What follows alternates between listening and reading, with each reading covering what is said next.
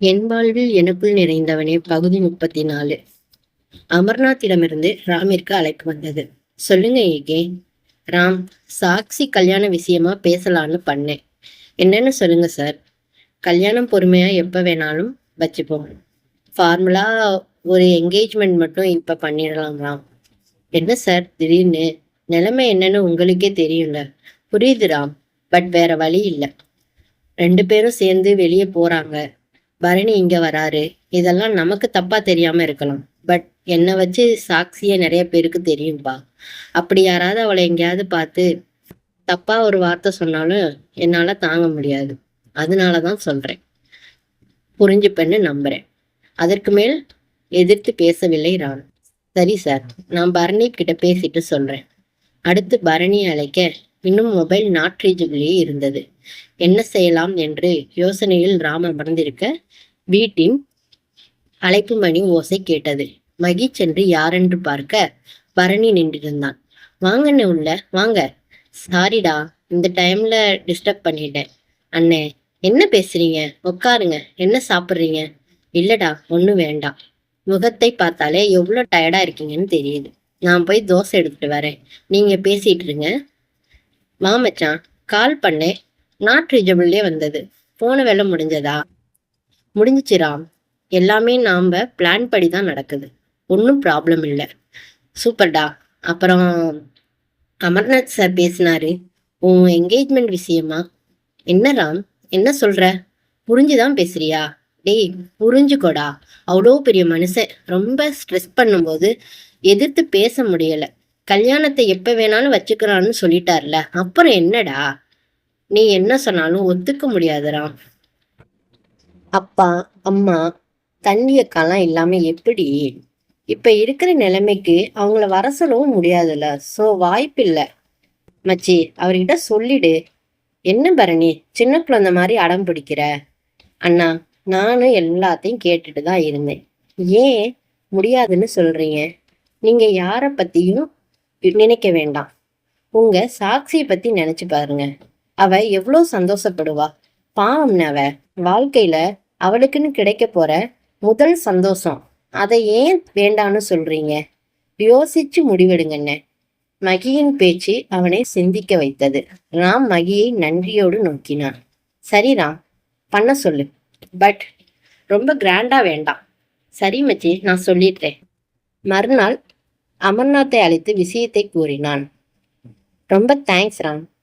சரி, ஜோசியர்கிட்ட ஏற்கனவே பேசியிருந்தேன். நாளைக்கு நாள் நல்லா இருக்குன்னு சொல்லியிருக்காரு. வேன்யூ டீட்டெயில்லாம் நான் உனக்கு கொஞ்ச நேரத்துல கன்ஃபார்ம் பண்றேன். என்ன, நாளைக்கே வா?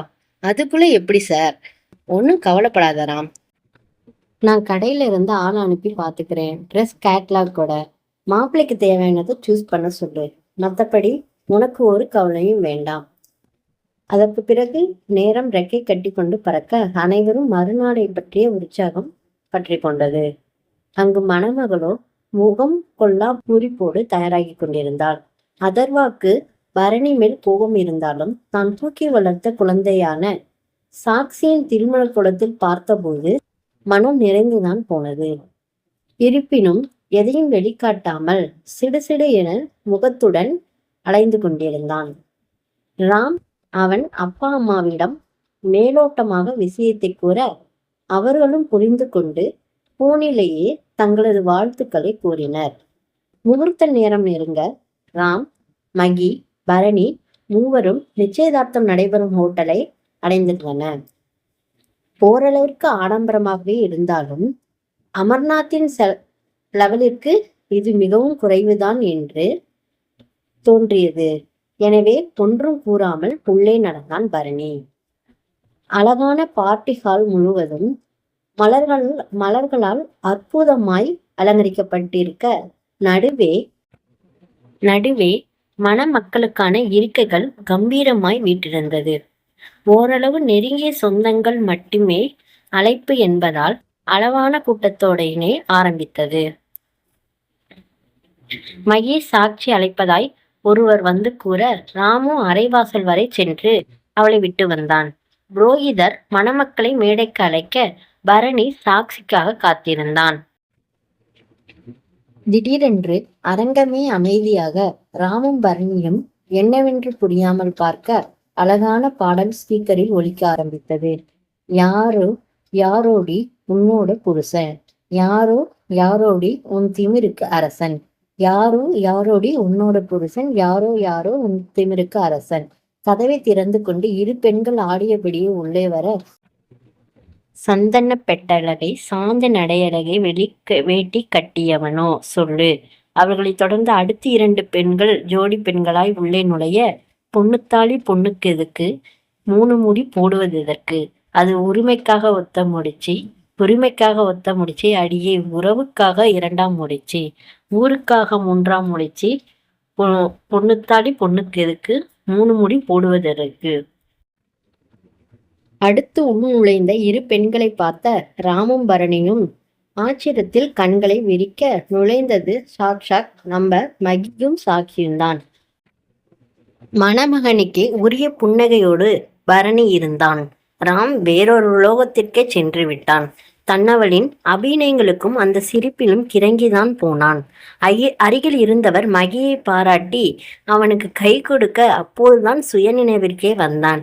பெண்கள் இருவரும் நாணம் கலந்த சிரிப்போடு மேடை ஏற அவர்களின் நாயகர்களோ கண்களால் பாராட்டு பத்திரம் வாசித்தனர். நல்லபடியாக நிச்சயதார்த்தம் தொடங்க திருமண தேதி இப்போதைக்கு இல்லை என்பதால் சம்பிரதாயத்திற்காக தட்டு மாற்றுவது மட்டுமே. ராமும் மகியுமே பரணியின் சார்பாக தட்டு மாற்ற அமர்நாத் அதை பெற்றுக்கொண்டார். அமர்நாத் பரணியின் கையில் அழகிய வைரக்கற்கள் பதித்த மோதிரத்தை அணிவிக்க ஏதோ சொல்ல வாய் எடுத்தவனை சூழ்நிலை கருதி அடக்கினான் ராம். மகியும் ராமும் அவர்கள் வாங்கி வந்திருந்த மோதிரங்களை மணமக்களிடம் கொடுக்க இருவரும் மோதிரம் மாற்றிக்கொண்டனர். இவ்வாறு அவரவருக்கான வேலைகளை பார்த்த வண்ணம் நேரம் கழிய, ஏதோ எடுப்பதற்காக பரணியின் அறைக்கு சென்ற மகியை பின்னிருந்து இழுத்து தன் மீது சாய்த்தான் ராம்.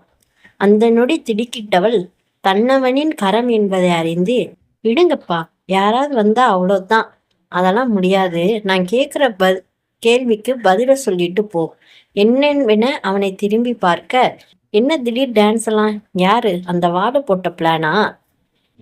இல்லப்பா, அவ ஃப்ரெண்ட்ஸ் தான். இப்ப இந்த சர்ப்ரைஸ் டான்ஸ்லாம் ஃபேஷன்னு சாட்சியை தனியாக ஆட மாட்டேன்னு என்னை இழுத்து விட்டுட்டா. இதுக்கு பதில் இப்பவே சொல்லவா, இல்ல வீட்டுக்கு போய் என அடிக்குரலில் ராகமாய் கேட்க, பெண் மனது அன்னிச்சையாய் விழுந்து கொள்ள, நீங்க சொல்லவே வேணாம் என அவனிடம் இருந்து தப்பித்து ஓடினாள். அவர்கள் இருவரும் வருவதை பார்த்த பரணியும் சாட்சியும் தங்களுக்குள் சிரித்து கொள்ள, பரணி ராமிடம், இங்க யாரு புது ஜோடி, யாருக்கு என்கேஜ்மெண்ட், புரியலடா. அப்கோர்ஸ் உனக்கு தான் மச்சான். சிலரை பார்த்தா அது மறந்துடும் போல. நீ நடத்து என்றான் பரணி. அனைவரும் உணவருந்த செல்ல ராமிற்காக காத்திருந்தாள் மகி.